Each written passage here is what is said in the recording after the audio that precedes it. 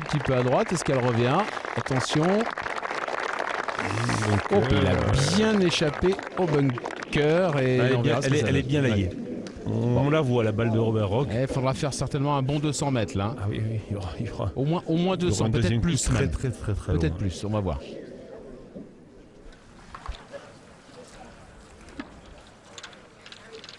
Et deux leaders, hein. La dernière partie bien entendu, Rafa Cabrera Bello et Robert Rock. Ravi si vous venez de nous retrouver dans ce dimanche après-midi pour la conclusion de cet Open d'Irlande avec Eddie Pepperell ici qui a raté le green du 2. Sandwedge, ça avance, ouais, c'est pas mal fait. Qu'est-ce qu'il approche bien depuis le début de la semaine qu'on suit Eddie Pepperell. Il a sauvé énormément. Mais il fait des approches vraiment, c'est chirurgical. Superbe ce qu'il fait.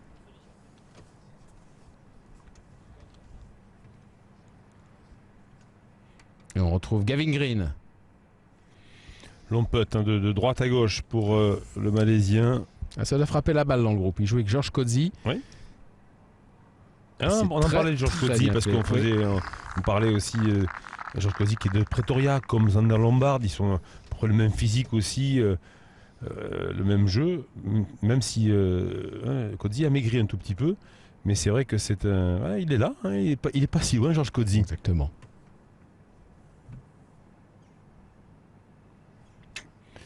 Elle a filé en bas du trou. Ça, c'est du gâchis, ça. Quand on vient de faire une approche comme ça, somptueux, et c'est dur. Premier bogey pour Eddie Pepperell. Dommage là pour le jeune anglais. Il a fait un bogey hier, 2 vendredi et un seul jeudi.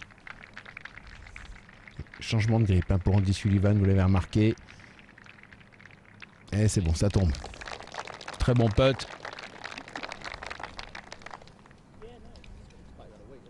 Donc premier bogey pour Andy Sullivan, pour Eddie Pepperell pardon, qui passe à +1 pour la journée. Ian Poulter. Allez, pour le birdie sur le 18, c'est pour terminer à -4, pourquoi pas. Ce serait pas mal pour Poult. Et non. Il sera la semaine prochaine en Écosse également. Hein. Il est inscrit il est là. au tournoi pour le 3e Rolex Series de la saison. Parce qu'on a parlé des Américains, mais on a aussi pratiquement tous les Européens, même les Européens américanisés. Martin Keimer, là. Ils sont tous là. Hein. Matt Wallace. On a même Brandon Grace aussi, le Sudaf. Exact. Qu'on a perdu depuis quelques temps au profit du PGA Tour, mais qui sera là en Écosse. Et en ce début du mois de juillet, eh bien, on va en profiter pour saluer celles et ceux qui viennent d'avoir leur bac ou le rattrapage, faut en profiter, ça n'a pas duré. Mais pour celles et ceux qui ont été lauréats de cette édition. On va écouter Paul Waring.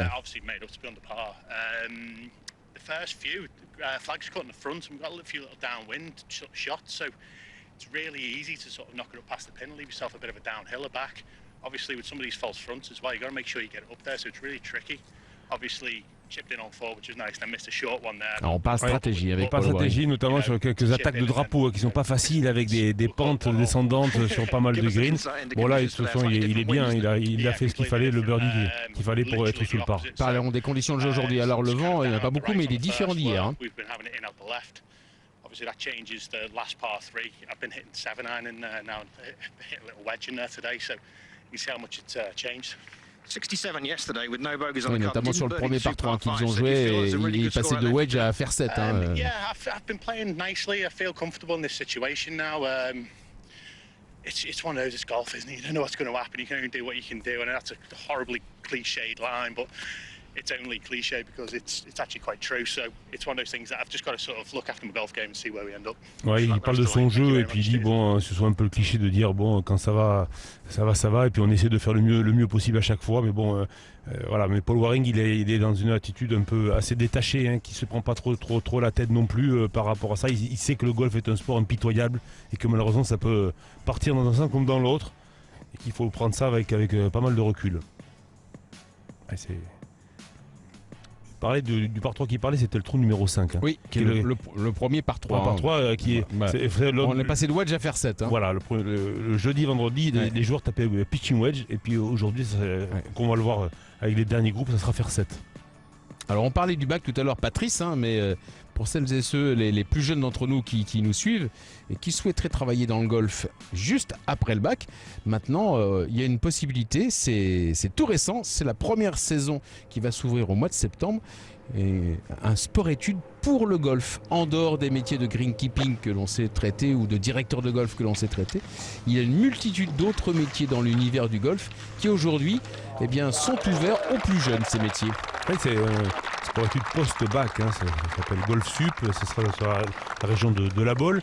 Et c'est vrai que pour les joueurs, les personnes, garçons ou filles, qui veulent continuer à jouer au golf à haut niveau et peut-être en faire leur métier, mais si ça ne marche pas, et on le sait ô combien c'est difficile, une carrière de golfeur professionnel, c'est difficile, mais il y a la possibilité de faire cette formation qui est niveau école de commerce, le pendant un peu des écoles universitaires américaines, où vous êtes plutôt dans le marketing, dans le digital, dans le management. Et c'est vrai que, vous l'avez dit, pas malheureusement, c'est comme ça. En France, si vous avez l'esprit golf et que vous voulez travailler dans l'univers du golf, c'est que pour devenir enseignant de golf, au demeurant un très beau métier, ou directeur de golf, ou dans le greenkeeping. Et là, c'est une nouvelle opportunité qui permet aux jeunes de rester dans l'univers du golf, dans un domaine, le marketing, le digital, le management, qui sont assez ouverts et qui permet de travailler dans l'univers du golf, et notamment avec des grandes entreprises qui régissent ce sport ou qui essaient de le développer au quotidien. Donc voilà, c'est l'idée, et vous pouvez voir tous les renseignements sur www.golfsup.fr. Voilà. Voilà, pour nos plus jeunes qui voudraient faire une carrière dans le golf. Voilà. Christian, il y a même de la place pour vous si vous souhaitez, hein, si vous avez besoin un petit peu de vous former. Non, dire qu'en plus, bien sûr, le groupe Canal+ sera omniprésent parce que plus que jamais, les médias sont omniprésents dans l'univers du golf. Que vous soyez joueur professionnel ou que vous voulez travailler dans le monde du sport ou du golf, sans les médias, c'est difficile. Donc, c'est une partie prenante importante de la formation aussi. En tout cas, c'est une bonne nouvelle pour nos plus jeunes. On a vu la dernière partie, Rafa Cabrera-Bello et Robert Trock sur ce long par 4, Forest pour birdie. Et il a vraiment là le putter en chauffe depuis le début de la journée. Grant Forest. Ça a commencé dès le 1. Alors Eddie Pepperell maintenant. Il va rester à peu près 140 mètres, 143 mètres. Faire 9 pour Eddie Pepperell. Avance. Ouais, il en manque un petit peu timide là sur le début de sa partie, Eddie Pepperell. J'espère que ce petit peu de manqué là, sur le 3 pardon, va pas le déstabiliser un peu là, hein, sur le 2 pardon. Il est un peu en dedans là, Eddie Pepperell. Alors, il putt pour birdie, Jon Rahm. Je m'interrogeais justement sur ce fameux trou numéro 5 dont nous parlions.